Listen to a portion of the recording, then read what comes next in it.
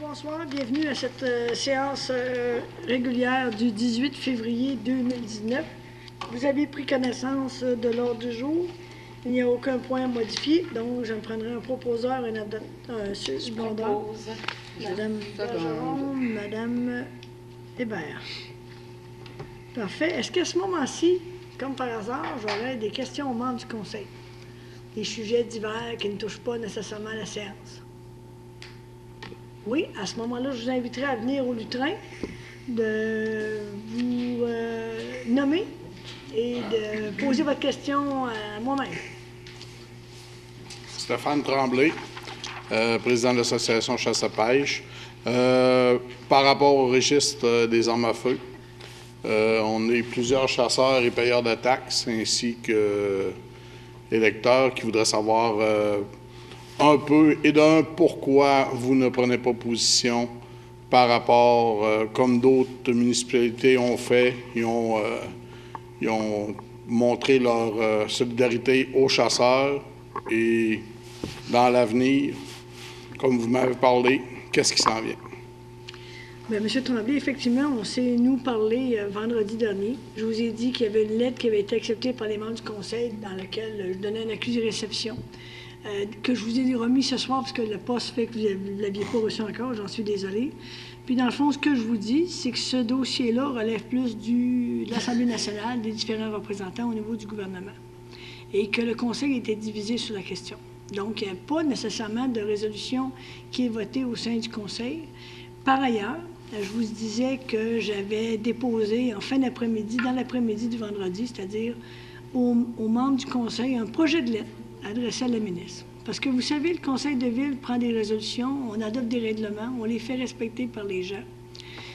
Puis on comprend, on entend aussi ce que vous nous dites. C'est dans le sens, c'est que vous nous dites, vous savez, on veut bien, mais le registre, les gens ne s'inscrivent pas, puis on pense que c'est inutile, puis on pense que c'est coûteux, puis on pense que c'est encore les chasseurs qui payent, etc., etc. On s'en est parlé, on a une petite jasette vendredi là-dessus en fin de journée. Si vous voulez, par contre, je peux vous présenter le projet de lettre que j'ai préparé pour la vice-première ministre et ministre responsable du dossier, Mme Guilbeault.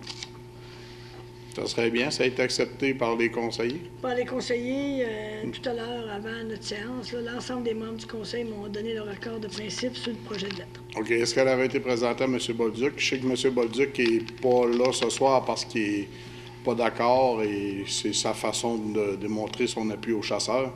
Oui, mais M. Bolduc, j'y ai parlé également aujourd'hui, mais il m'avait répondu disant qu'il était d'accord avec le projet de lettre. Parfait. Donc, Madame la vice-première ministre, je comprends les objectifs, mais avant de lire la lettre, M. Tremblay, il faut comprendre, quand le projet de loi sur les registres des armes à feu a été déposé, si vous étiez venu nous voir il y a 1 an, puis qu'on aurait pu travailler comme on fait comme conseil dans d'autres projets de loi pour signaler nos désaccords ou nos enjeux qu'on voit, ça aurait été beaucoup plus facilitant. Mais le projet de lettre, dans le fond, ce qu'on vient de faire, c'est de dire à la ministre, vous allez voir, je pense avoir, de dire, bien voilà, il y a des problématiques, on constate des choses, au moment de faire certaines révisions. Donc, Madame la vice-première ministre, je comprends les objectifs visés par la création du registre des armes à feu et je suis en accord. Vous comprendrez aussi, M. Tremblay, que j'ai mis le « je » et non le « nous ». Force est de constater, mais je peux vous dire, c'est que les membres du Conseil sont d'accord avec la lettre. Force est de constater que la majorité des propriétaires d'armes visés par la loi, en particulier les chasseurs en région, semblent réfractaires à enregistrer leur arme. Selon les derniers chiffres publiés, environ 20 des propriétaires d'armes ont enregistré celles-ci et ces données incluent les enregistrements faits lors de l'achat et des inventaires en magasin. Ce qui me rend perplexe, c'est qu'un ami d'un âge certain, qui est normalement respectueux des lois, me dit, je cite, « Je n'enregistre pas mes armes à feu et j'encourage mes enfants et mes petits-enfants à ne pas enregistrer leurs armes à feu. » Fin de la citation. Pour moi, cela est de la désobéissance civile généralisée. J'entends même des policiers à la retraite et d'autres dire notamment sur les réseaux sociaux qu'ils ne croient pas à l'utilité de ce registre. Est-ce que nous atteindrons les objectifs visés? Je salue les modifications que vous désirez apporter à la loi afin de la rendre plus conviviale et efficace, notamment dans l'obligation d'aviser les services d'immatriculation des armes à feu lorsqu'il y a changement temporaire du lieu où est gardée l'arme, le numéro d'immatriculation qui doit être transmis sur demande à un agent de la paix et la nécessité de fournir, lors de la demande d'immatriculation, la mesure de la longueur du canon. Dans le cadre de ces modifications, n'aurait-il pas lieu d'améliorer le système d'enregistrement et d'apporter d'autres modifications afin de le rendre acceptable pour nos citoyens chasseurs? Je m'inquiète que d'honnêtes citoyens ne respectent pas la loi. Ils se sentent légitimés parce qu'ils ne croient pas que le registre va atteindre les buts visés et à des coûts prohibitifs, d'autant plus que des règles sévères encadrent l'obtention du permis de port d'armes et d'achat ou de propriété d'armes à feu. Je comprends votre volonté de maintenir le registre des armes à feu, mais je crois que nous avons la responsabilité de trouver des solutions afin que tous participent, ou, à défaut, de réévaluer les objectifs qui ont poussé à la création de la loi. Je vous prie de recevoir, Madame la vice-première ministre, l'expression de mes sentiments les meilleurs, m'annoncer mairesse de Chibougamau, copie conforme Stéphane Tremblay, président de l'Association Chasse-Pêche de Chibougamau, Denis Lamotte, député d'Angava et membre du conseil de ville de Chibougamau. Je dois vous dire, Monsieur Tremblay, que j'ai la prétention, comme mairesse du conseil de ville, d'avoir un gouvernement de proximité. Autour de cette table, on adopte des lois, des règlements. Et je me voyais difficilement dire on va voter une résolution, puis je savais qu'elle serait divisée pour dire on appuie un moratoire ou on vote contre une loi qui a déjà été adoptée. Mais je dois vous avouer qu'il y aimerait quelques soirées de réflexion, parce que j'ai cheminé beaucoup. Et en discutant aussi avec les membres du conseil, bien, je dois avouer que c'est le projet de loi, que je trouve qui est intéressant, qui interpelle la ministre, et on constate sur les faits de ce qu'on constate, c'est-à-dire qu'il y a un registre des armes à feu qui est en loi, mais moi j'ai des honnêtes citoyens qui ne veulent pas s'enregistrer parce que pour les régions, des raisons que je lui donne. Je sais qu'il y a des jugements qui vont venir en cours en fin février. Je sais qu'il y a un communiqué de presse qui a été émis. On suit ça avec attention depuis déjà quelques semaines. J'ai certains collègues du conseil aussi qui m'amènent des éléments d'information complémentaires pour être sûr qu'on a bien vu sur les réseaux sociaux qu'est-ce qui se disait.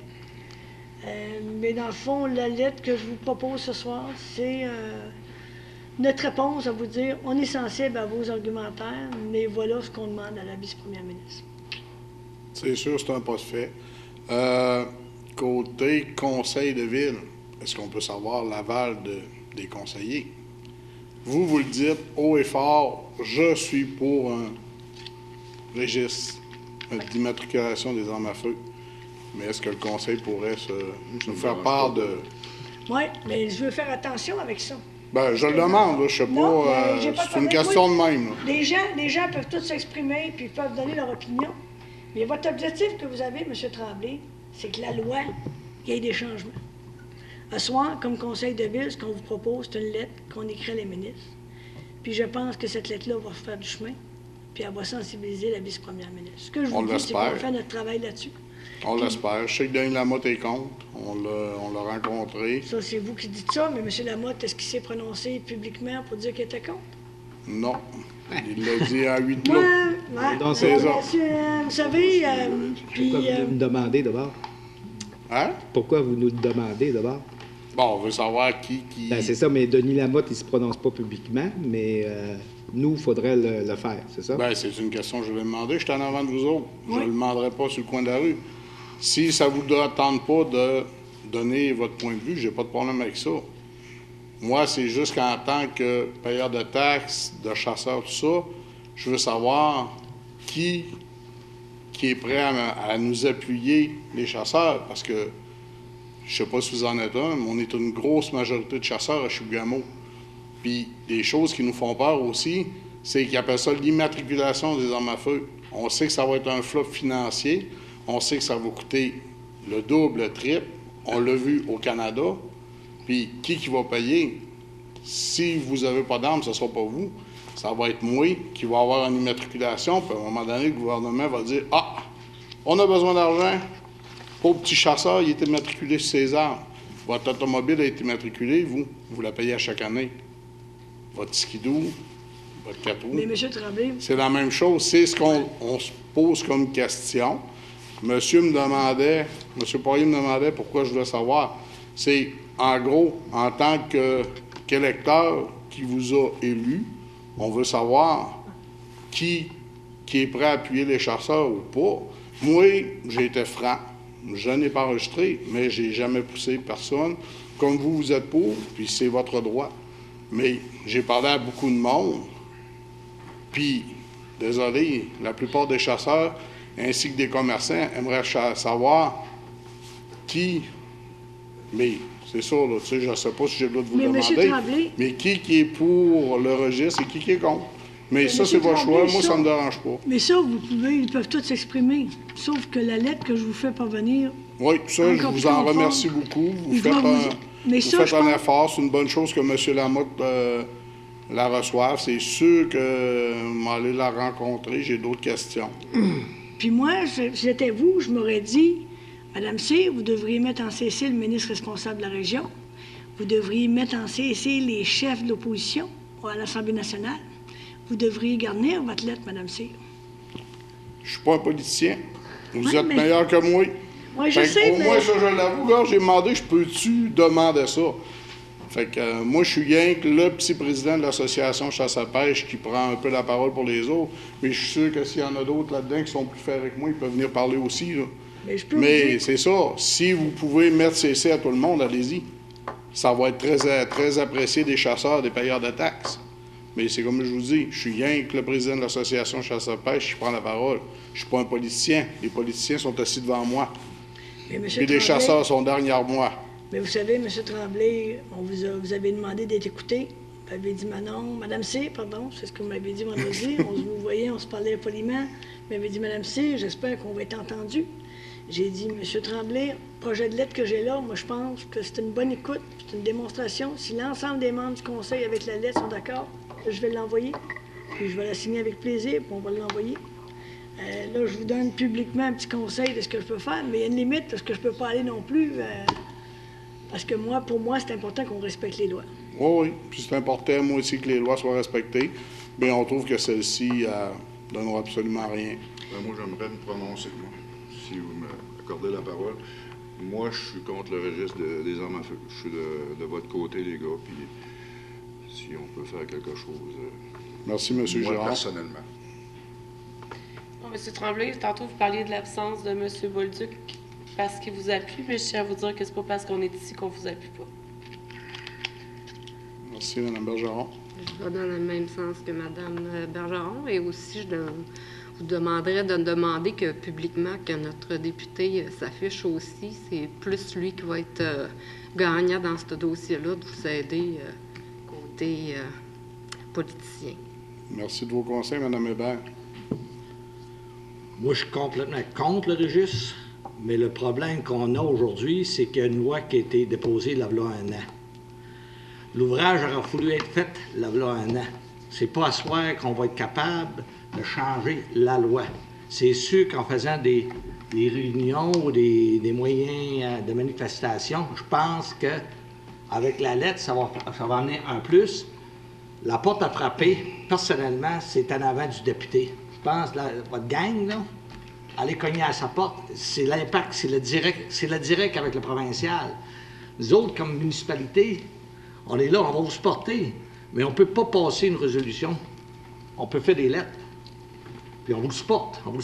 Puis je suis complètement contre le registre, mais la force de notre impact n'est pas là. Non, pas du tout. C'est ça. Parfait, M. Michaud. Merci. Écoutez, pour ma part, je me défilerai pas. Je n'ai pas d'habitude de me défiler sur ce genre de choses-là.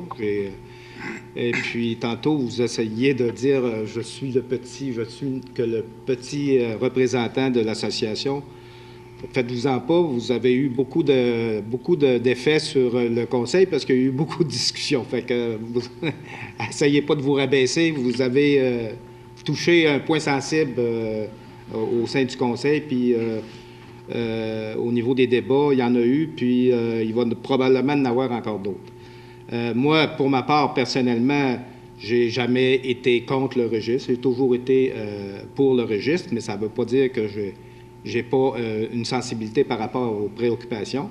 D'ailleurs, il y a un problème sûrement parce que s'il y a personne qui s'enregistre, là, fait que, et c'est pour ça que moi j'ai accepté le compromis que Mme Cyr nous proposait en envoyant cette lettre-là à Mme Guilbeault, qui, je pense, est un compromis très honorable, qui pose des questions, qui demande à la vice-première ministre, peut-être de garder certaines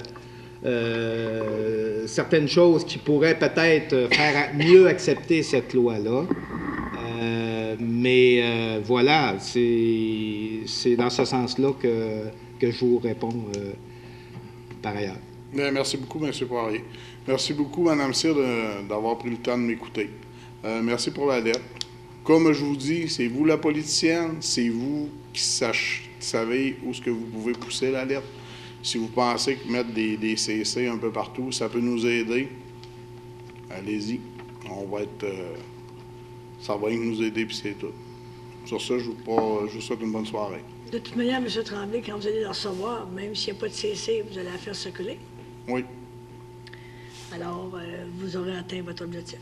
Parfait, merci. Ça fait plaisir. D'autres questions?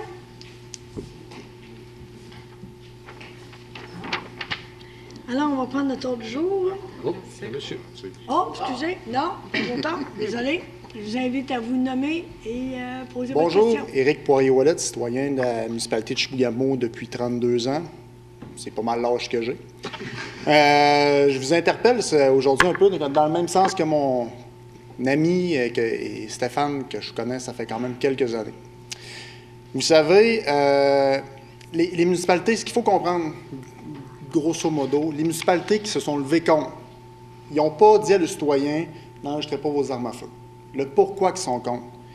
Il y a des municipalités, exemple comme à Gatineau, qui, eux, actuellement, à la limite d'Ottawa, ce que c'est que ça fait, le registre des armes à feu, les gens vont acheter à Ottawa. Pourquoi ils vont acheter à Ottawa?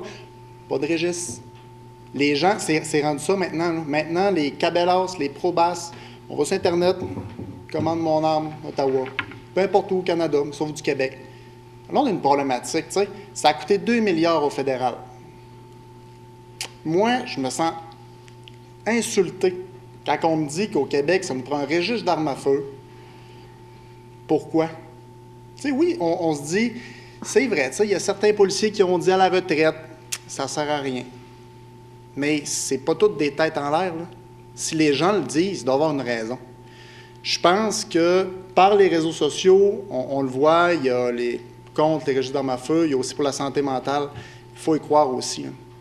Parce que chaque événement triste qui est arrivé, il faut se le dire, les gens avaient des problèmes. Il y a eu des problèmes, des ratés au niveau du fédéral, parce que pour avoir des armes à feu, il faut qu'on suive des cours, il faut qu'on se mette à jour régulièrement, bon, avec nos permis, encore je suis dû pour renouveler mon permis d'armes à feu. Mais ils demandent encore des références.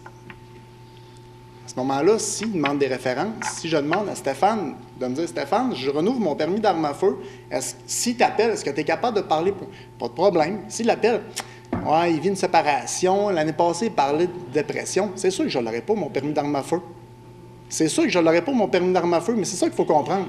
C'est pas juste de dire, oui, j'en veux pas de registre, mais si on n'en veut pas, il faut penser le pourquoi qu'on n'en veut pas.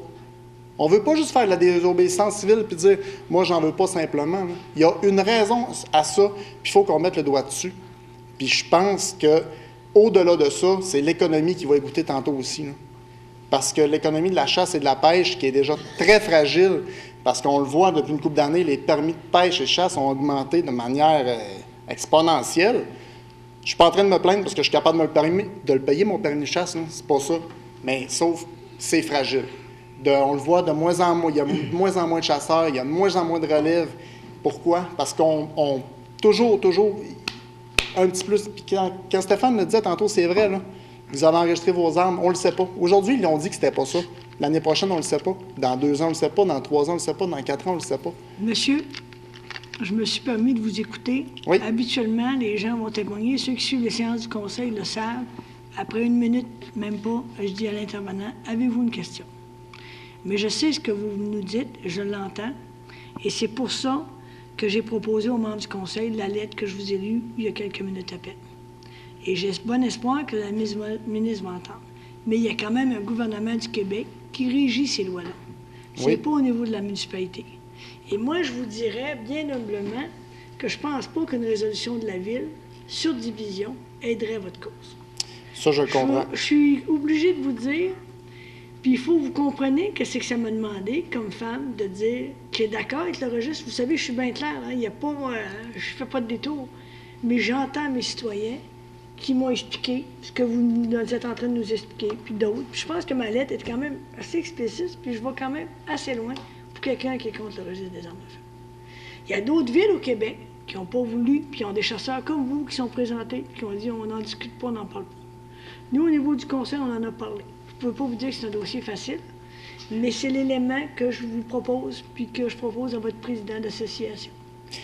Ça, je comprends, mais je voulais quand même vraiment mettre l'emphase sur peut-être juste regarder un petit peu plus loin que juste le registre. Qu'est-ce qu'il y en a de ça, le quoi du pourquoi, faire le tour de la question, pas juste dire oui, ils sont contre, c'est parce que c'est des têtes dures, c'est pas juste ça qu'on veut se faire dire, juste que les gens comprennent. J'ai pas l'impression que c'est ce que je dis dans ma lettre. Non, je comprends, mais c'est juste de le démystifier un petit peu, tu sais, parce que je l'ai entendu aussi, parce que moi-même, j'ai pas enregistré mes armes. Là, monsieur, vous ne devriez pas nous dire ça devant une caméra enregistrée. Moi, je vous invite à la prudence. Mais sauf qu'on ne le dit pas à personne. Tu sais, moi, je ne le dis pas aux gens. Moi, je Encore sais. là. Vous le dites devant plusieurs personnes. Ben, Ce soir, vous allez voir. ça, je le prends. Ça, je suis complètement d'accord. Mais sauf que, comme on dit, il y en a, je pense, qui, plus haut que moi encore, l'ont dit de manière encore plus publique. Tu sais, quoi? C'est tout ce que j'avais à dire.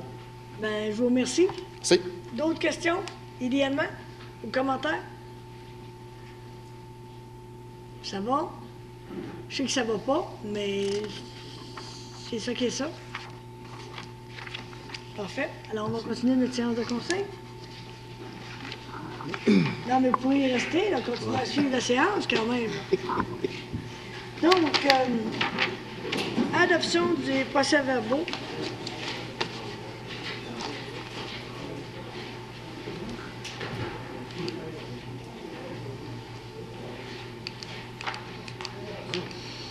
Il était combien? 34, 35, 37. 37? Bon, on continue notre séance du conseil. Adoption des procès-verbaux du 21 janvier dernier. Vous avez pris connaissance de votre procès-verbal. Est-ce que vous avez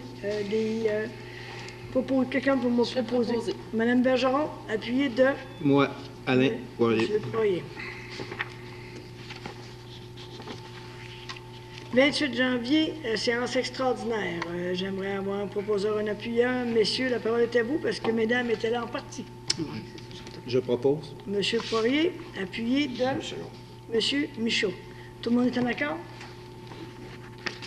Nomination du maire suppléant pour les mois d'avril, mars, avril, mai et juin 2019. Donc, le dossier de Monsieur Bolduc termine son mandat à la fin du mois. Donc, ce serait au tour de Mme Laurie Bergeron qui a signifié son accord. Donc, je prendrai un proposeur, un appuyeur, s'il vous plaît. Je propose. Monsieur Poirier, Mme Hébert. Accorder une demande d'aide financière de soutien au festival Folie Frette Bay James. Vous avez pris connaissance de la résolution. Attendez un peu, il faut que je revienne.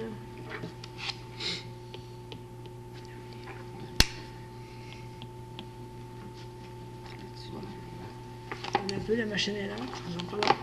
Alors, il y a une demande de contribution financière au montant de 15 000 $.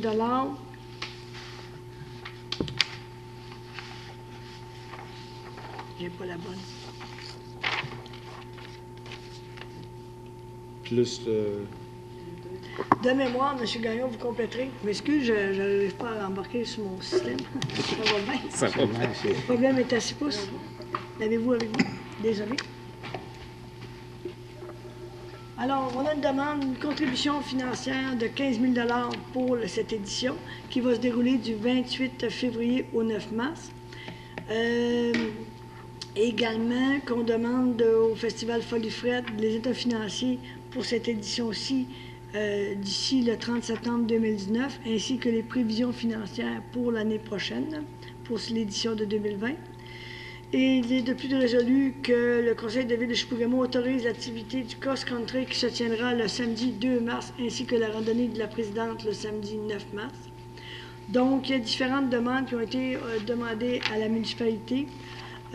Fermeture de la 3e rue complète à partir du garage Crevier. Dans le fond, c'est jusqu'à la 4e avenue Nord, Port-Royal, enneigement partiel pour la journée des enfants.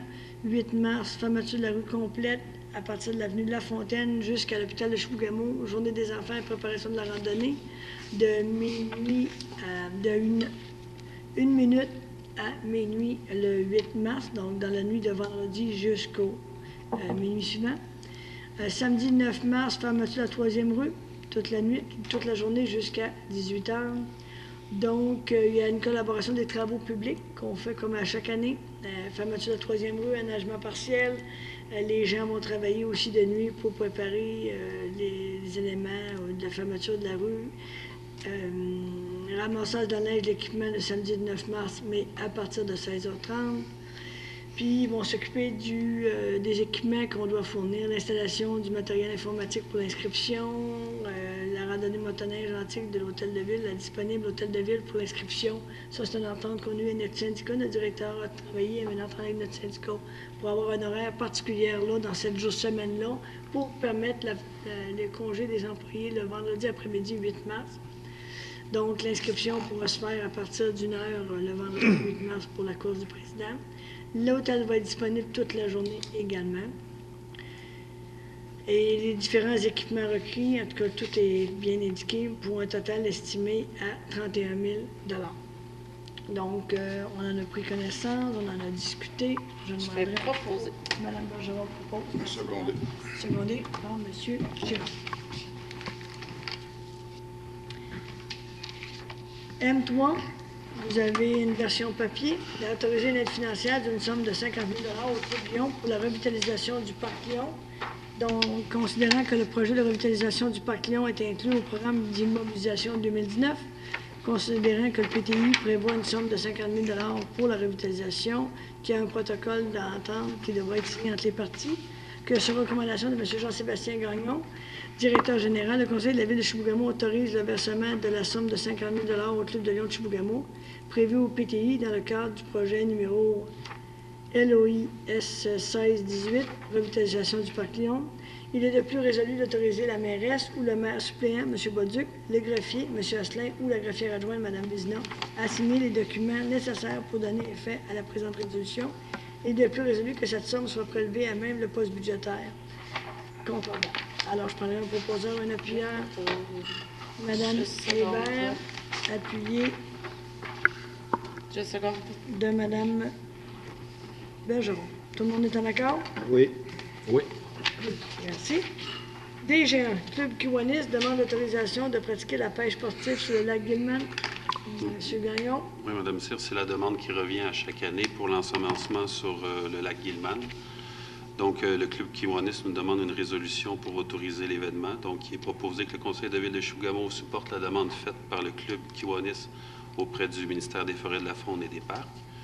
Et de plus résolu que les embarcations moteurs seront interdites sur le lac Gilman en vertu du règlement sur les restrictions à la conduite des bateaux. Et il faut aussi mentionner que le Conseil de ville de Chibougamau autorise la pêche sportive sur le lac Gilman en tout temps pour l'année 2019. C'est une des conditions demandées par le MFFP pour autoriser l'ensemencement du Club Kiwanis. Voilà donc un proposeur, un appuyeur, s'il vous plaît. Monsieur Girard, appuyé. Le second. Monsieur Michaud. Tout le monde est en accord? Oui. Association des mineurs extrêmes de Chibougamau demande de soutien et de service pour leur activité du 23 février 2019. Monsieur Gagnon. Oui, cette activité-là va se tenir principalement à la salle de quai et sur les terrains municipaux qui l'entourent. Donc, il est proposé que le Conseil de ville autorise l'Association des mineurs extrêmes de Chibougamau, l'AMEC, à tenir leur activité le 23 février 2019 sur les terrains de la ville, autour de l'aréna, de la salle de quai et du terrain de baseball de la rue de la Fontaine. Il est de plus résolu que le Conseil de ville autorise le prêt de matériel qui a été demandé à l'AMEC. Et il est résolu que le coût de la machinerie et de la main-d'œuvre du service des travaux publics relativement au service demandé par l'AMEC dans le cadre de cette activité représente une somme d'environ 2 000 $. M. Gagnon, vous l'avez dit dans votre résolution, mais il faut vraiment s'assurer au niveau de l'écrit. Là, j'essaie de retrouver sur mon système. Mais on disait qu'on autorisait l'utilisation de la course à la salle de quai, mais dans le fond, on n'est pas propriétaire. C'est bien spécifié dans les terrains adjacents et dans les rues adjacentes pour permettre l'activité. Tout à fait. Je vous l'ai dit verbalement, mais on va faire l'ajustement par écrit dans la résolution. C'est ce que je propose. Mme Bergeron, avec les modifications apportées. Oui. Secondé. Mme Bergeron. M. Gérard appuie. Tout le monde est en accord? Oui. Fonds Nord demande de soutien et de service pour leur activité Festiote en lumière les 22 et 23 mars. M. Gagnon. Oui, ce serait la deuxième édition cette année de Festilote en lumière organisée par Fonds Nord. Donc, considérant que l'organisme Fonds Nord a fait parvenir à la municipalité une demande d'autorisation de tenir leur activité qui aura lieu les 22 et 23 mars 2019 sur les lieux du lac Gilman, il est proposé que le Conseil de ville autorise Fonds Nord à tenir son activité sur les lieux du lac Gilman les 22 et 23 mars 2019. Il est de plus résolu que le Conseil de ville autorise le prêt de main-d'œuvre, de matériel et l'accès au site du lac Gilman comme demandé par l'organisme. Il est aussi résolu que le coût de la machinerie et de la main-d'œuvre du service des travaux publics relativement au service demandé dans le cadre de cette activité ne dépasse pas une somme de 3 000 $. Donc, tout le monde est en accord? Proposeur, appuyeur. Je propose. M. Girard, appuyé de M. Poirier. Tout le monde est en accord? Oui. M. Michaud? Oui. Merci. Support au projet de centre de recherche Agora 49. Oui, Mme Cyr, en 2018, on avait passé la même résolution, mais comme elle était dans l'année budgétaire 2018, je vous la reconduis aujourd'hui. Donc, il est proposé que le Conseil de ville autorise une aide financière d'une somme de 46 500 $ à Agora 49 pour la mise en place d'un réseau en recherche et innovation à Chibougamau, ainsi qu'un centre de recherche en procédés métallurgiques des métaux émergents. Il est de plus résolu que cette somme soit prélevée à même le poste budgétaire 0210 00996. Et il est de plus résolu d'abroger la résolution numéro 547 2018-11. Je prends donc un proposeur, un appuyeur, s'il vous plaît. Je le propose. M. Michaud, appuyé de J'appuie. M. Poirier. Tout le monde est en accord? Oui. Merci. Finances et trésorerie, dépôt des comptes payés. La parole est à vous, Mme Vézina, jusqu'à dépôt de surplus affecté. Non affecté, pardon, et réserve. Donc, à FT01, vous avez le dépôt des comptes payés pour la période du 8 janvier au 4 février 2019, un montant total de 2 360 627,28. FT02, le dépôt du compte salaire et du temps supplémentaire, donc concernant les paix 2 à 5, donc un montant de 396 723,22. Et pour le temps supplémentaire, toujours pour la même période, un montant de 21 387,29. FT03, donc vous avez le dépôt concernant la délégation de pouvoir, donc les différentes approbations d'engagement par les différents chefs de service, donc pour la période du 8 janvier au 4 février 2019. FT04, donc le dépôt des surplus. Donc, vous avez le surplus accumulé non affecté pour un montant de 16 585,38. Le surplus accumulé affecté pour un montant de 5 945 297,85 pour un grand total de surplus de 5 961 883,23. Donc, pour les revenus ici même de l'année 2019, donc, c'est pas encore entré. Ça va pour ça? Modification budgétaire, numéro 02-2019. Madame Vézina, vous l'avez déposé également en version papier. Moi, je vous inviterai, les membres du conseil, à être prudents avec vos micros, parce que vous déplacez du papier, c'est sûr que ça va avoir de l'interférence. Juste être sûr que les gens entendent bien les gens qui doivent parler, fait que je vous invite à un petit peu moins de brasse papier, s'il vous plaît. Madame Vézina, je m'excuse, la parole est à vous. Donc, concernant la modification budgétaire pour le mois de février, avec les différentes résolutions du Conseil que vous allez adopter aujourd'hui, donc un montant de 278 241,25. Donc, je prends un proposeur, un appuyeur. Proposé. J'appuie. Monsieur Girard, Madame Hébert, tout le monde est en accord? Oui. Oui. Monsieur Poirier? Oui. Merci. Acceptation des prévisions budgétaires 2019 pour transport adapté Chapelle-Chibougamau, Baie James et paiement de la contribution municipale 2019. Madame Vézina. Donc, considérant qu'il y a une présentation des orientations des prévisions budgétaires du transport adapté à certains membres du Conseil le 18 janvier 2019, donc, vous avez des revenus et des dépenses pour un montant de 317 634 et une participation financière de la Ville de Chibougamau de 66 594. Donc, on vous recommande de faire un seul versement pour l'année 2019. Je prends alors comme proposeur un appuyeur, s'il vous plaît. Je propose. Madame Hébert, appuyez. 2 secondes. Monsieur Michaud, tout le monde est en accord? Oui.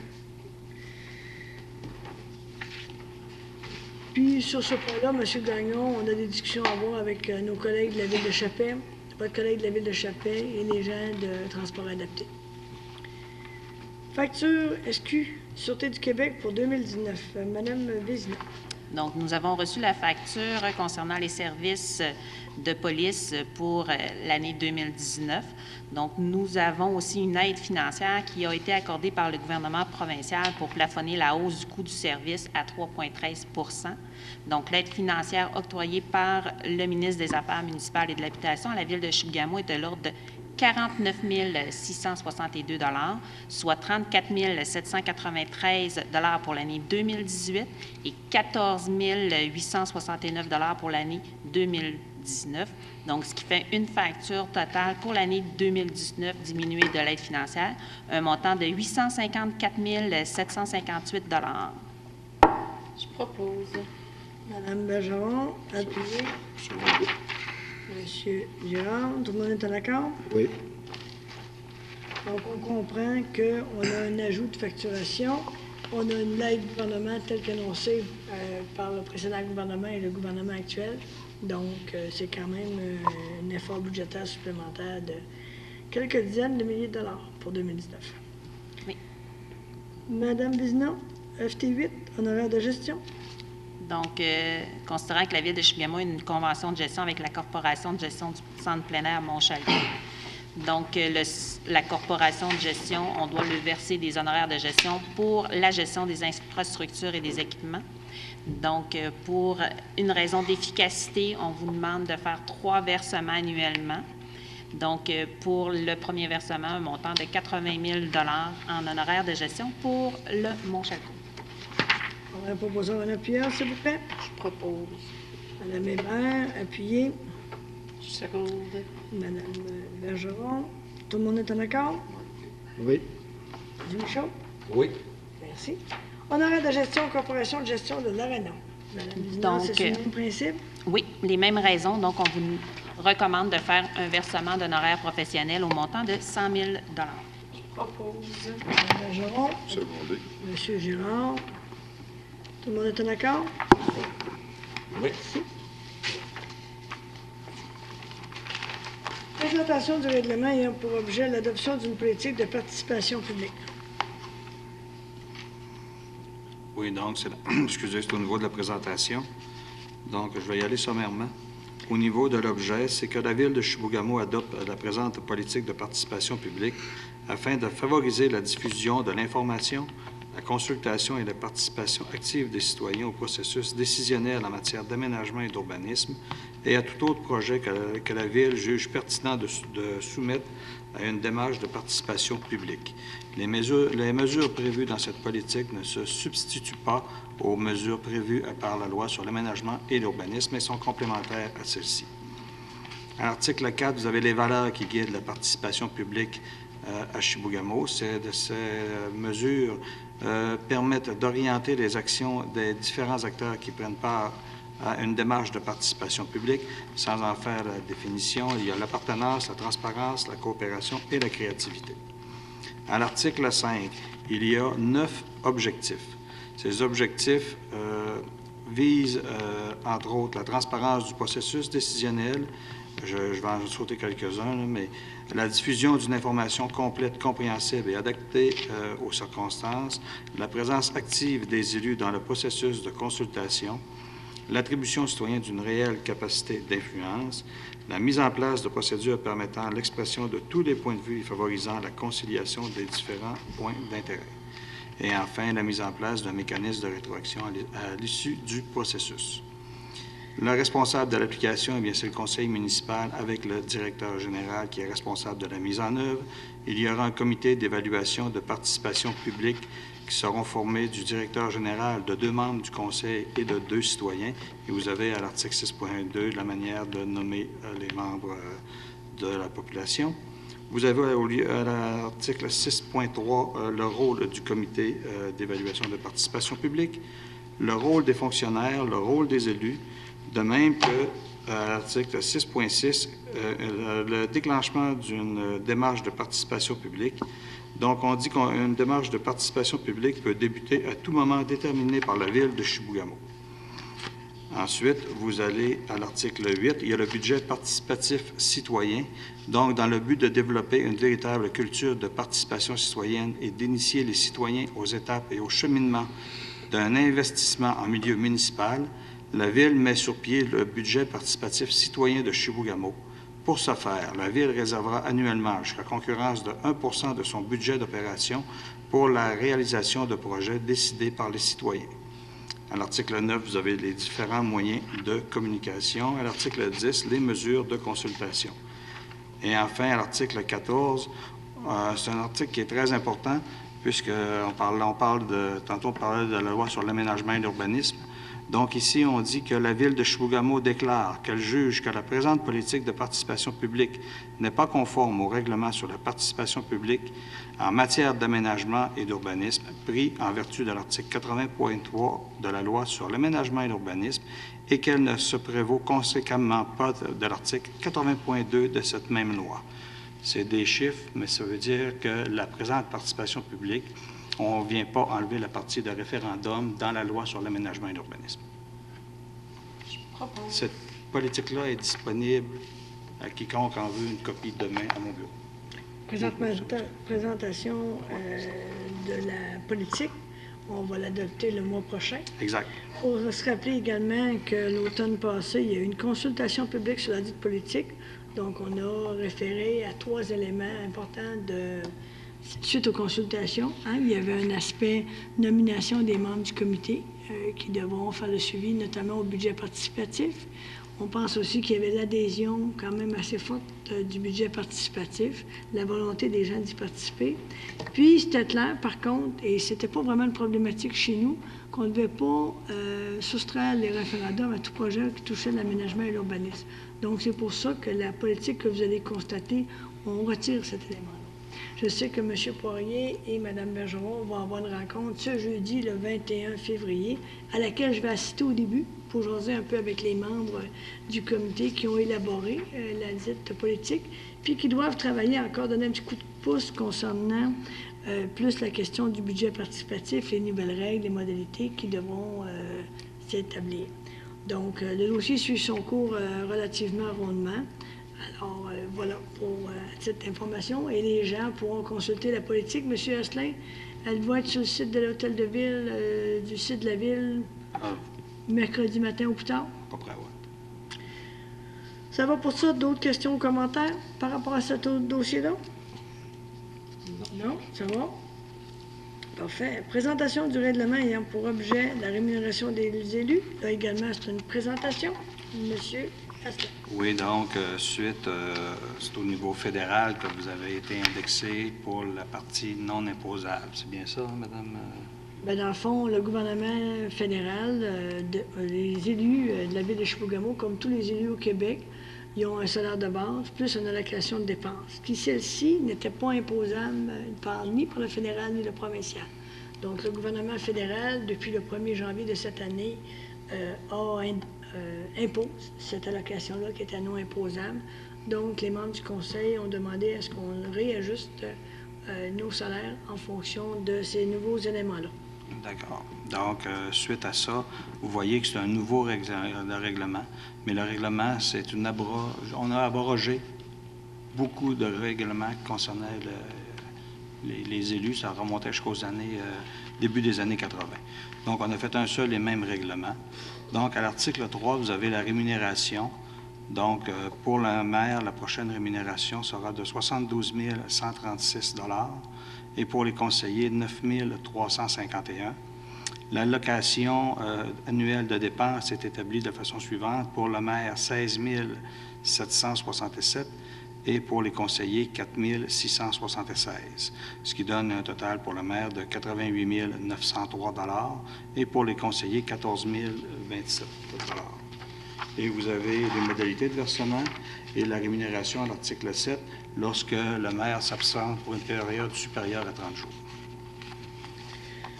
Dans le fond, on l'a ajusté. Monsieur Poirier, vous avez une question ou un commentaire? En fait, c'est parce que là, évidemment, on a les chiffres de ce que ça va être, mais ça aurait été intéressant d'avoir les chiffres avant. Je les ai. Ah, OK. Je peux vous les mentionner, M. Poirier. OK. Si vous voulez. Si on prend celui, je vais prendre le total, d'accord, au niveau de la mairie, donc c'est 88 903 $.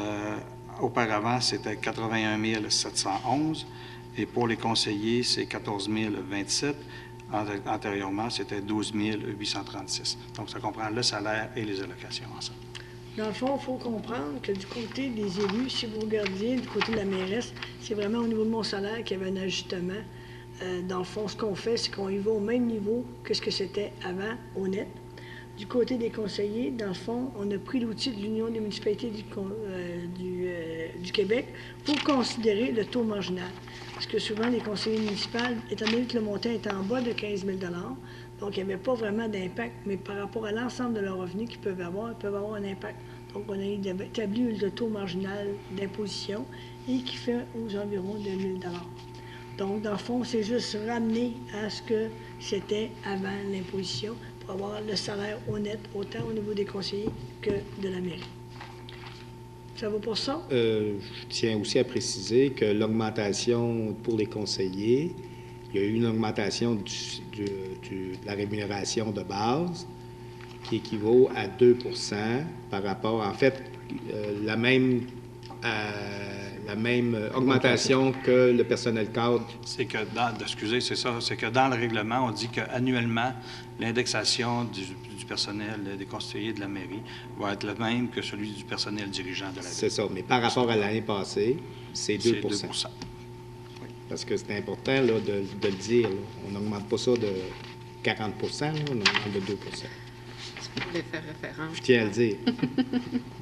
Il y a certaines villes où il y a eu plus d'augmentation. Il y a eu des places à 40 %. Donc, au niveau de la présentation, oui. Ça va pour ça? Donc, ça sera adopté le mois prochain. Les gens peuvent le consulter également sur le site Internet de la Ville à partir de mercredi avant midi. Question? Non? Non, c'est bon. Ajout d'un montant supplémentaire de 2 100 $ avant taxe pour des séances de formation auprès de PG Solutions pour le conseil sans papier. Monsieur Asselin? Oui, donc, considérant que ce projet a été réalisé en 2018 et que des séances de formation supplémentaires sont nécessaires, donc je vous recommande un montant de 2 100 $ pour trois formations auprès de PG Solutions. Je prends donc un proposeur, un appuyeur. Je propose. Madame Hébert, appuyé. Je vais appuyer. Monsieur Girard, tout le monde est en accord? Oui. Mandat à Larouche et Girard, avocat concernant une poursuite de la ville de Chibougamau contre... en fait, c'est des numéros, parce que dans le fond, c'est un dossier... C'est un dossier de la Cour municipale.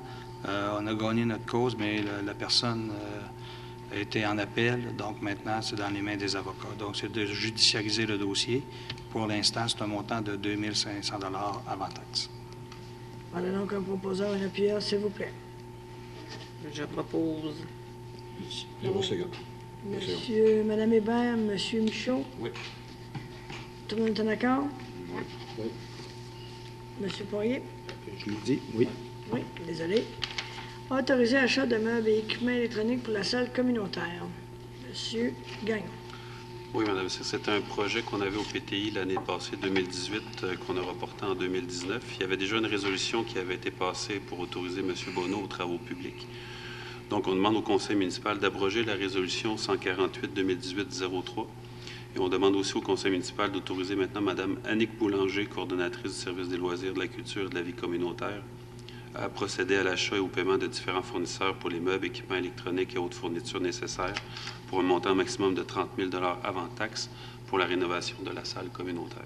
Je propose. Madame Bergeron, appuyé de... Secondé. Super. Tout le monde est en accord? Oui.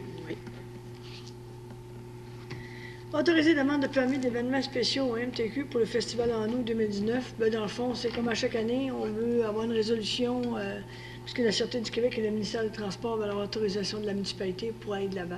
Oui, pour Donc, c'est ce l'utilisation que du dit chemin. essentiellement notre résolution. Est-ce que j'ai un proposeur, un appuyeur, s'il vous plaît? Propose. Madame Bergeron, Madame Hébert, tout le monde est en accord? Oui. Assistance financière pour organismes. Monsieur Gagnon. Aujourd'hui, Mme Annick Boulanger, coordonnatrice aux loisirs, propose au Conseil de la Ville d'autoriser deux versements pour les activités. Le premier d'un montant de 400 $ à Fonds en Or, justement pour leur festival Festilote en Lumière, qui se tiendra les 22 et 23 mars 2019. Et toujours un montant de 400 $ au Centre de prévention au suicide Chapelle-Chibougamau pour la soirée d'improvisation au restaurant-bar Le Sous-Bois. Je vais donc un proposeur, un appuyeur, s'il vous plaît. Propose. Madame Hébert. Bergeron. Ah, Bergeron, excusez. Mais Appuyé de... je peux seconder. Madame Hébert. Tout le monde est en accord? Oui. Oui. Modification de la politique d'embauche du personnel étudiant. Donc, c'est un titre qu'on change pour les gens de 40 jours, je pense. L04, Mme Oui. Simon. Oui. Entente de... Ah, entente de développement culturel. Désolé, c'est bon. Alors, À monsieur moins Gagnon. que vous ne le vouliez plus. Non, ça va Vous bien. voulez? Désolé. Désolé, il n'y a pas de problème. C'est mon erreur. Le ministère voudrait bonifier l'entente de développement culturel. Alors, on vous propose de le bonifier aussi à même nos budgets.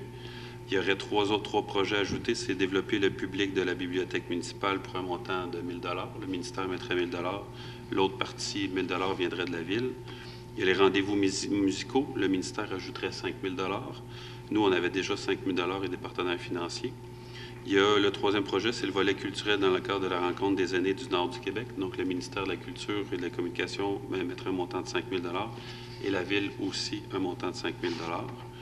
Et puis, il est de plus résolu que le Conseil de Ville autorise la mairesse, le maire suppléant, le greffier ou le greffier adjoint à signer l'addenda à l'entente de développement culturel 2018-2020.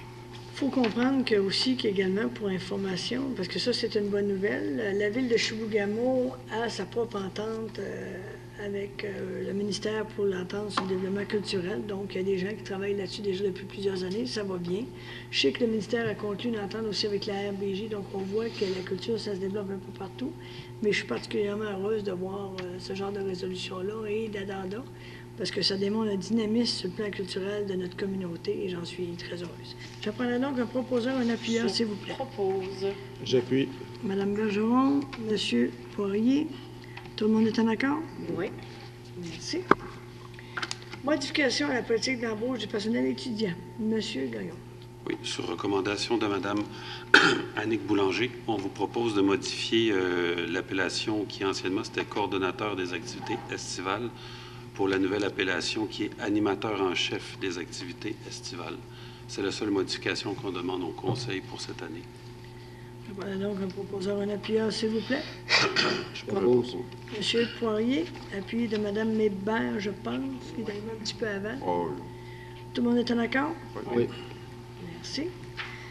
Alors, ajout à la banque de nom pour le 15 jours de la semaine de relâche. Encore cette année, on va voir le 15 jours avec nos étudiants. Monsieur Gagnon. Oui, le camp de jour qui va se tenir dans la semaine de relâche du 4 au 7 mars 2019.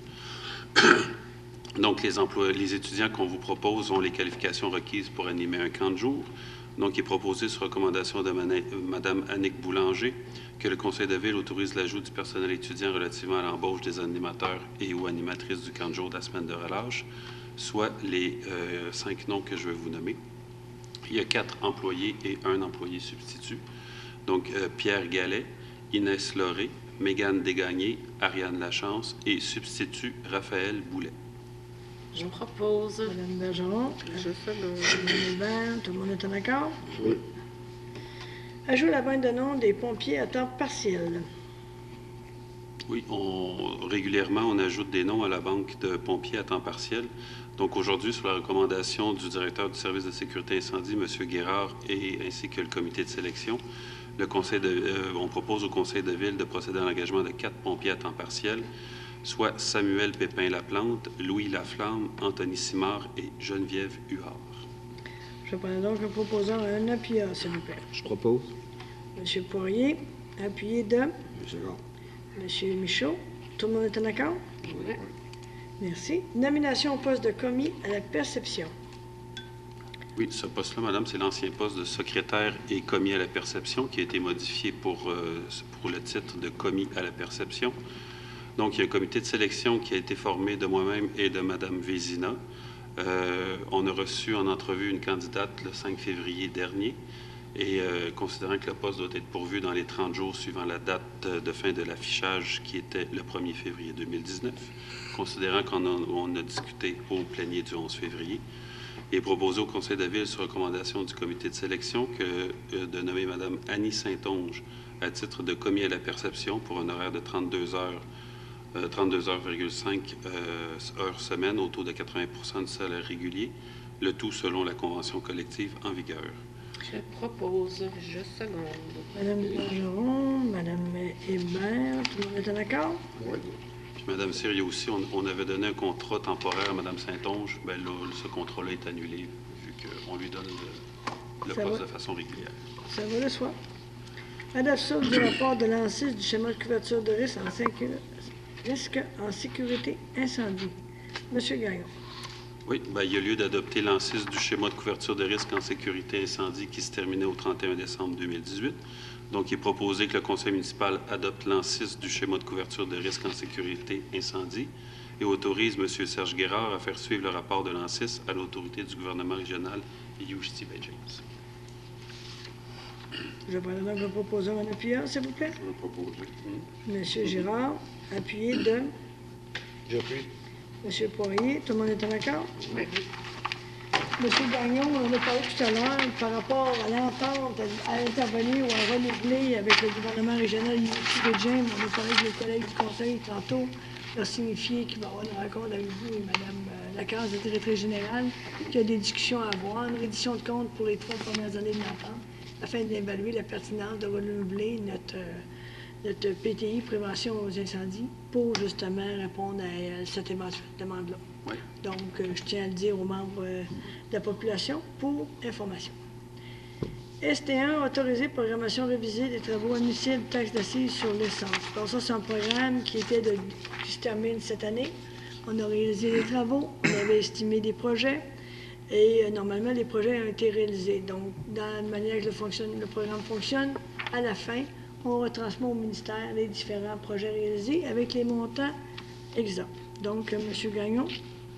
Oui, le programme révisé, c'est un total de 2 215 570 taxes nettes incluses. Il y a 5 projets. Il y a la réfection des conduites d'Aqueduc, d'égouts et de chaussées du secteur de la rue Wilkie pour un montant de 1 695 715. Il y a la mise à jour du plan d'intervention qui inclut l'inspection des infrastructures, la recherche de fuites et l'analyse hydraulique du réseau d'Aqueduc pour un montant de 196 432. Il y a le remplacement des bandes de patinoire et de baies vitrées à l'Arena, qui était un montant de 217 880. Il y a le remplacement du toit de l'atelier de menuiserie pour 9 382 et la rénovation de la toiture du bâtiment de développement économique pour 96 161 Je prends donc un proposant en appuyeur, s'il vous plaît. Proposer. Monsieur Girard. Seconde. Mme Bergeron appuie. Tout le monde est en accord? Oui. Oui. Merci. Autoriser appel d'offres publiques, réfection passerelle, parc de la fraternité. Monsieur Gagnon, ça va de soi. Hein? Le titre dit tout. Oui. Ça fait partie du programme triennal d'immobilisation. Donc, je prendrai un proposeur, un appuyeur, s'il vous plaît. Je propose. Madame Hébert, appuyée. Second. Monsieur Girard, tout le monde est en accord? Oui. Merci. Paiement des comptes numéro 3, réfection toiture, centre de développement économique. Alors, c'est un projet qui a été réalisé. Monsieur Gagnon. C'est le décompte numéro 3, dont, sur recommandation de Mathieu Caissier-Baudouin, on demande au Conseil de ville d'autoriser le paiement du décompte progressif numéro 3 de montant de 3 197,70 $ avant taxe à l'entreprise Construction Bonaire Incorporée. Je prends donc un proposeur, un appuyeur, s'il vous plaît. Je propose. Monsieur Poirier, appuyé de Monsieur Michaud, vous aviez une question? Non, c'est correct. Madame Hébert? Madame Hébert, oui, c'est secondé. Oh, Non, je pense qu'elle n'a rien dit. non? J'attendais un secondaire, puis je pensais que c'était vous. C'est beau, OK. Je un peux second. seconder. Hein? Je peux seconder, Ah, non. là, si tu veux. C'est bon, on va seconder, c'est bon. Non, mais je sais que des fois, je peux entendre en même temps deux fois, mais c'est rare qu'on me nomme quelqu'un que j'ai pas entendu. OK. Monsieur Michaud, OK. ça va bien, J'entends tout les va oreilles, bien. là. C'est bon. Tout le monde est d'accord? Même ça. Une jeune dame. Tout le monde est d'accord? Oui. Merci. Alors, ça a été proposé par M. Poirier, appuyé de M. Michaud. Modification, tarification, réfection de bordures et trottoirs. Ça, M. Gagnon, ça fait longtemps qu'on n'avait pas fait d'ajustement. Oui, très longtemps, Mme Cyr. Puis le coût réel a été fait par M. Caissier-Baudouin au service technique. Du calcul, on a quand même exclu le coût de nos employés municipaux, donc on ne le facture pas. Mais on facture le coût réel 2018 de nos sous-traitants et du matériel. Dans le fond, à partir des coûts de 2018, de ce que nous coûtait le sous-traitant et le matériel, le réel de ça, c'est ce qui explique la tarification proposée aujourd'hui. Oui, le changement de tarification au mètre linéaire pour les trottoirs. Actuellement, c'est 95 $. C'est là depuis de nombreuses années. Maintenant, le nouveau montant va être 240 $ et les bordures passent de 55 à 150 $. Donc, ça va être tout un jump, mais je pense qu'on peut le justifier et c'est l'explication qui est vraiment reliée directement au niveau du réel des coûts. Oui, Mme Bergeron. Est-ce qu'on sait depuis quelle année ça n'avait pas été modifié déjà? Ça doit faire depuis... Moi, le tarif qu'on a là au service d'urbanisme, là, on a commencé à l'appliquer en 2013. Donc, à l'époque, c'était pas donné à contrat. C'était strictement le taux de la verge, de la verge cube, je pense qu'on parle en béton, en termes de béton. Mètre cube. Donc, on m'avait donné un montant. Ce montant-là, il n'a jamais été ajusté. Donc, ça avait été, comme M. Gagnon disait, c'est donné à contrat. Et en plus, il n'y a jamais eu d'ajustement. Sauf que ce que je comprends, c'est que le tarif de l'époque reprenait strictement le béton, le coût du béton. Et le coût du béton a augmenté aussi depuis ce temps-là. Tout à fait. Mais là, on vous considère l'ensemble des coûts, surtout qu'on va en sous-traitance dans ce cas-là. Ça va pour ça? Donc, je prendrai un proposeur, un appuyeur. Je propose. J'appuie. Monsieur Michaud, Mme Hébert, tout le monde est en accord? Oui. Oui. Monsieur Poirier? Bien, j'ai proposé. Proposé, c'est ça. M. Michaud qui n'a rien dit. Ça va bien? Je suis en accord, probablement. Ben oui, excusez, j'avais cru comprendre M. Michaud. Si, c'est ça. Hey! C'est M. Poirier qui Oui. s'est... C'est monsieur qui a proposé et c'est Mme Hébert qui seconde. Désolé, c'est mon erreur. Autoriser dépenses pour le projet 318-20. Donc, ça, c'est des travaux, M. Gagnon, au garage municipal. Ouais, pour l'entrée électrique du garage municipal qui est prévue au PTI. Donc, on demande ce soir au Conseil de ville d'autoriser des dépenses pour le projet 318-20. Il y a trois sections. Donc, la première, ce serait un montant maximum de 10 000 $ avant taxe à la firme Unigec pour l'analyse du réseau électrique du garage municipal. Le deuxième, toujours un montant maximum de 10 000 $ à la firme Amtech qui va travailler à effectuer l'identification des circuits et venir en aide à la conception du schéma filaire actuel. Et aussi, on demande au Conseil de ville de libérer un montant de 40 000 $ avant taxe auprès de différents fournisseurs pour procéder aux modifications et améliorations requises suite à la production du rapport. Je prends donc un proposeur, un appuyeur, s'il vous plaît. Proposé. Monsieur Girard, appuyé. J'appuie. Monsieur Poirier. Tout le monde est en accord? Oui. Merci. Autorisation, signature, demande d'utilisation, territoire public. Monsieur Gagnon. C'est une demande du ministère qui est là pour le remplacement des infrastructures de la rue Dubuc qui sont localisées sur le territoire public. Donc, il faut mandater des signataires. On demande au conseil municipal d'autoriser la coordonnatrice, Mme Nancy Bouchard, ou M. Asselin, le greffier, à signer tous les documents afférents à la demande d'utilisation du territoire public auprès du ministère de l'Énergie et des Ressources naturelles en vue des travaux d'installation, de conduite et d'aménagement de fossés dans le cadre du projet de remplacement des infrastructures de la rue Dubuc. Je comprends qu'on fait ça dans nos rues, mais que c'est du territoire qui appartient au ministère qui devra être utilisé pour le chantier au niveau de la réalisation des travaux. C'est quand on arrive à l'extrémité de À la l'extrémité. rue Dubuc, 6e rue. OK. On tombe sur le terrain du ministère. Et là, on doit amener des conduites souterraines.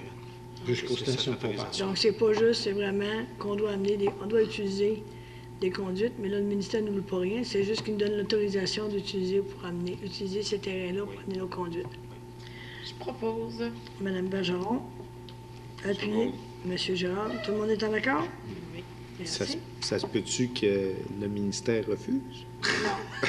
Non, mais il doit avoir... Non, mais tu sais... Non, mais tu sais, il doit y avoir des signatures. Ça va être fait selon les règles de l'art, parce que c'est la ville qui va être responsable. Donc, il faut qu'on l'autorise. On n'est pas chez nous. On On l'avait déjà, n'intervient Oui, pas pour chez aussi, nous. là, déjà. mais on l'avait déjà demandé antérieurement, au début du projet. Là. OK. On avait déjà eu l'accord. Ah, OK. Mais là, le projet a changé depuis ce temps-là. Fait que c'est pour ça que là, on fait une autre demande pour les signataires. C'est ce que je me disais. Non, mais c'est pas parce qu'il nous dirait non. C'est parce qu'il faut l'autorisation. Mais Il faut que ce soit en en tout bonne cas, forme. Ouais, en tout cas, c'est correct. On n'intervient pas chez nous. On intervient chez vous. Demande de budget supplémentaire pour les pompes au niveau du lieu d'enfouissement technique. Bien, au LET, il y a certaines pompes qui doivent être réparées, mais d'autres qui ont leur durée de vie utile est dépassée, donc il va falloir les remplacer. Donc, qui est proposé au Conseil de la Ville sur recommandation de Mathieu Kaysi-Baudouin, coordonnateur au service technique et hygiène du milieu, que le Conseil de Ville octroie un budget supplémentaire de 30 000 avant taxe au poste budgétaire 02 451 20 411 pour la réparation et l'achat de pompes au lieu d'enfouissement technique. Je parle donc en proposant un appuyeur, s'il vous plaît. Proposé. Madame Hébert, appuyé de Monsieur Girard. Tout le monde est en accord? Oui. Merci. Demande de budget pour formation au niveau des services techniques. Monsieur Gaillon. Oui, c'est pour la formation des employés du service technique et hygiène du milieu, principalement nos techniciens en assainissement des eaux et des journaliers qui pourraient être formés pour faire l'assistance auprès des techniciens. Donc, il est proposé que sur recommandation de M. Mathieu Kaysi-Baudouin, coordonnateur au service technique et hygiène du milieu, que le Conseil de Ville octroie un budget supplémentaire de 20 000 avant taxe au poste budgétaire 02 411 00 312 pour la formation du personnel affecté au service technique et hygiène du milieu. Je propose. Madame Bergeron, pardon.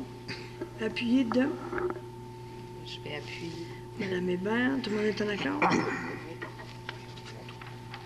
Urbanisme, rapport de permis de construction et de rénovation 2018.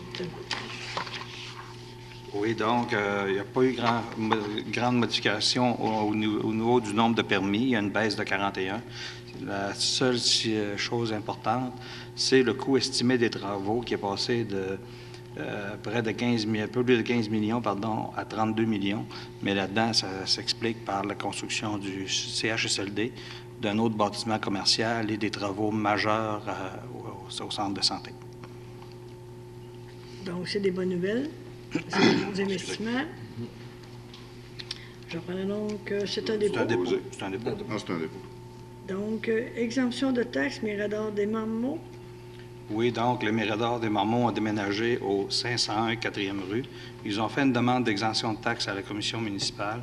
Donc, ce que je vous propose, c'est le modèle de résolution suivante, à l'effet que le conseil municipal ne s'oppose pas à la décision qui sera rendue par la commission municipale concernant la reconnaissance aux fins d'exemption de toute taxe foncière, conformément à la demande du Mirador des Marmots pour l'immeuble situé au 501 4e rue.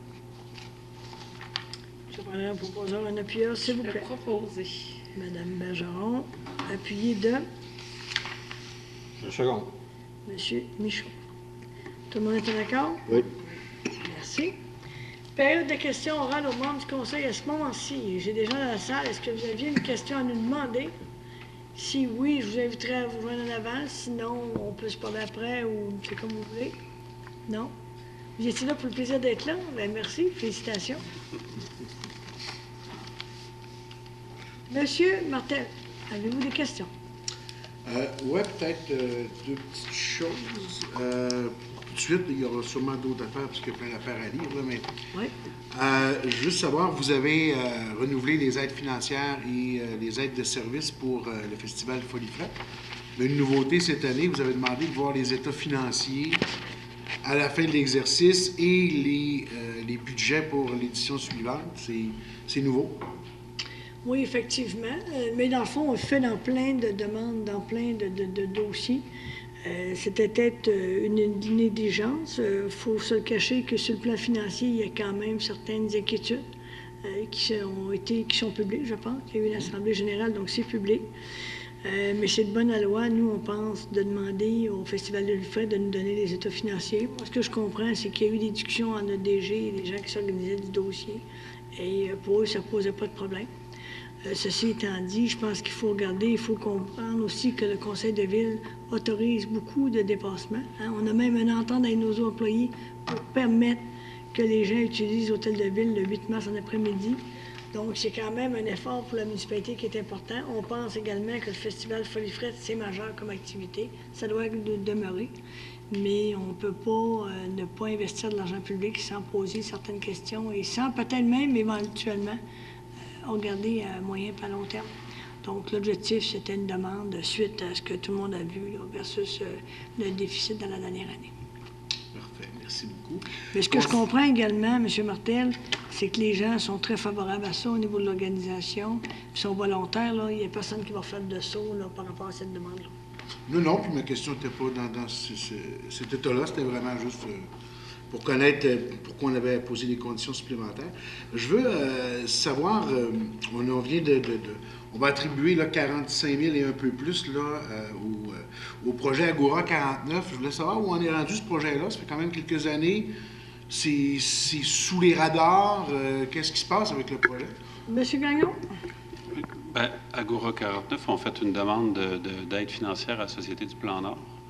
Puis il y avait un montage financier dans lequel il attendait 100 000 $ de la Société du Plan Nord et de différents autres partenaires, dont la contribution de l'Université de Sherbrooke. Il y a eu une contribution de développement chez Chibougamau aussi. Et là, ils sont en pourparlers avec le Plan Nord pour pouvoir partir le projet. Ça veut dire créer l'organisme en bas d'uniforme et aller de l'avant avec la mission qu'ils se sont donnée. Ça fait combien d'années que le projet a été lancé? Hein? De mémoire, 3 ans? Plus que ça. 3, 4. Oui, à peu près 4 ans. Oui, 4. Ouais.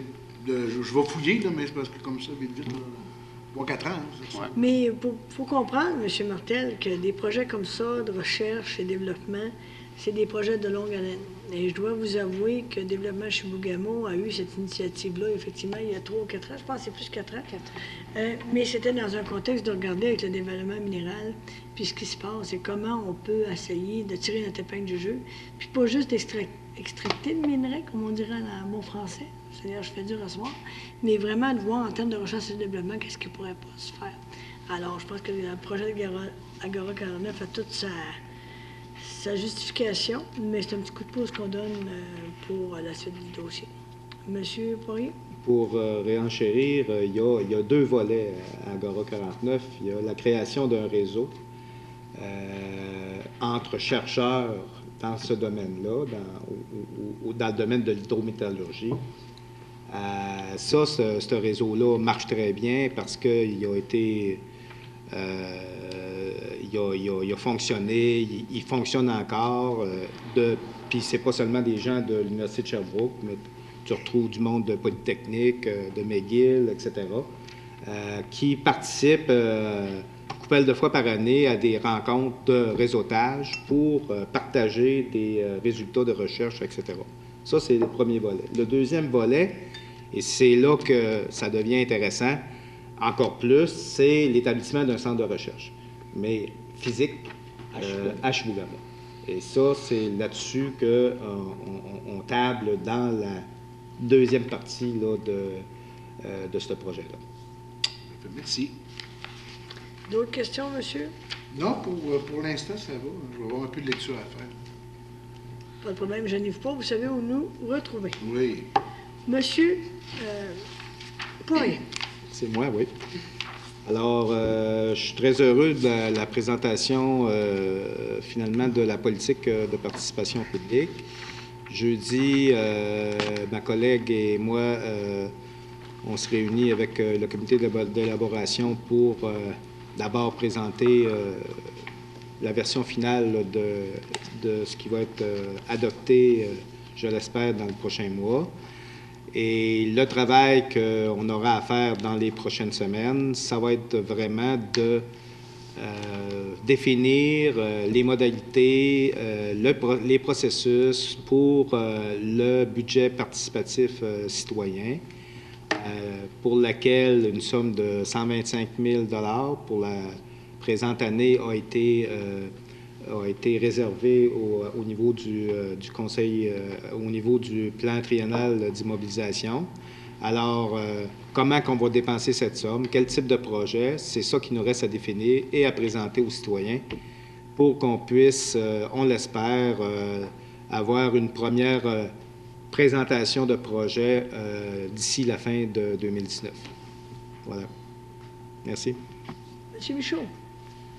Je parle au nom de Développement Chibougamau. Il y a eu une présentation pour les familles d'accueil ici à l'Hôtel de Ville.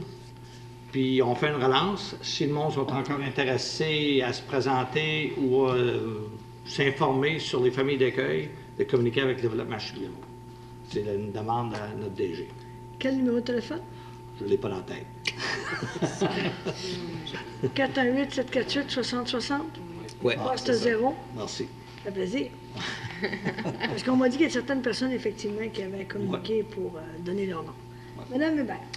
Donc, je remercie les gens qui sont venus encore ce soir. J'apprécie grandement, même ceux qui n'ont pas resté tout le long de la séance, qui sont venus dans le point qui les intéressait le plus, mais on est toujours très contente qu'ils souhaitent qu'on fasse une différence dans le dossier. Par contre, je les invite à faire le petit démarchage qu'ils ont fait ce soir en grand nombre au bureau de monsieur du député. Ça va être fortement apprécié et pour faire avancer le dossier sûrement. Et aussi, je veux mentionner que les dossiers que les gens m'interpellent, que j'essaie de les soumettre, je vais encore faire sourire mes collègues. Je vais parler des couches lavables, je vais parler de la circulation, mais on suit ça, on essaie que le dossier avance tranquillement, mais sûrement. Bonne soirée. Madame Bergeron. Tout comme Mélanie vient de le dire, moi aussi, je suis contente de voir que les gens se mobilisent pour qu'est-ce qu'ils ont à cœur. Puis j'espère grandement que malgré nos petits rôles, on sera capable de faire avancer les choses. Par ailleurs, je veux féliciter tous nos hockeyeurs. La plupart des jeunes du hockey mineur s'en vont en série prochainement. Il y en a plusieurs en fin de semaine qui ont gagné plusieurs trophées, tournois, médailles, bref, félicitations. La semaine de relâche s'en vient. J'espère que vous allez prendre du temps avec vos jeunes, avec votre famille. Profitez-en, allez jouer dehors. C'est le moment de prendre du temps et de profiter des joies de l'hiver. Et finalement, le Festival Folie Frette aussi qui sera là du 28 février au 9 mars. C'est le temps également de profiter là, de toutes les activités qui auront lieu ici. Sinon, je vous souhaite un beau mois puis soyez prudents sur les routes. Comme ma collègue Laurie, je voudrais féliciter l'organisation du Festival du hockey mineur. Je pense une 43e édition qui est un succès sur toute la ligne. Malgré le fait qu'on a encore de la misère à faire revenir les hockeyeurs du Lac-Saint-Jean et de l'Abitibi. Je ne sais pas c'est quoi la formule miracle pour faire revenir ces hockeyeurs-là, mais je pense qu'il y aura peut-être voir à discuter avec eux. Et souhaiter la bienvenue au Festival Folie Frette d'ailleurs aussi, là, participant en grand nombre, puis un bon succès pour le 53e anniversaire, édition, excusez, pour le Festival Folie Frette, puis soyez prudents sur les routes durant la relâche. Ça fait le tour, merci beaucoup. On est encore en période hivernale. Il y a quelques semaines, j'avais demandé à notre directeur général de regarder, parce que vous savez que la ville déneige le terre-plein, bon, à la zone de transition. Vous avez dû remarquer aussi qu'il y a beaucoup de déneigement qui s'est fait dans les rues. ramassage de neige. Ça coûte énormément d'argent. Mais j'avais dit à mon DG, M. Gagnon, ce que je trouve étonnant, c'est que chaque fois, par exemple, je vous donne cet exemple-là, mais il y en a d'autres ailleurs, où on déneige le terre-plein dans la zone de transition entre le chemin Méril et l'avenue La Fontaine, il me semble qu'il y a certains secteurs que la neige, t'as beau avoir déneigé le terre-plein, puisqu'on fait ça pour une question de sécurité, mais il me semble que c'est pas trop long que ça se remplit. Et effectivement, cet après-midi, ils m'ont montré des photos. Après quelques tempêtes de neige, on a l'indication de la neige qui est tombée. On voit les photos, ce qui s'est ramassé dans le terre-plein. Puis je dois vous avouer que je dois dire aux citoyens, le déneigement, c'est une affaire de la collectivité. On fait tous les efforts possibles. Mais individuellement, comme individu, comme propriétaire de terrain, quand vous ramassez votre neige, mettez-le pas sur le terre-plein de la ville, par exemple, dans ce secteur-là, mais mettez-le sur votre terrain, puis vous avez cette obligation-là. Et c'est une question de sécurité publique. Alors, je vous invite les gens à la prudence. Je sais qu'il y a des efforts qui sont faits par nos cols bleus pour le déneigement. Je pense que les efforts sont louables. On a augmenté les budgets encore cette année à cet effet-là. Mais là, je me dois d'avertir les gens qu'il va peut-être falloir qu'on soit plus restrictif et plus sévère à cette affaire-là. Puis moi, je pense que c'est une responsabilité individuelle de chacun. Alors, je demande aux gens qui déneigent leur cours de ne pas remplir leur trottoir, encore moins le terre-plein, particulièrement sur la 3e. Je donne ça comme exemple, c'est assez frappant. Ceci étant dit, je souhaite un bon mois à tous. Je demanderai quelqu'un pour le lever de l'Assemblée. Monsieur Michaud. J'appuie. Monsieur Poirier. Merci beaucoup et on se revoit au mois de mars.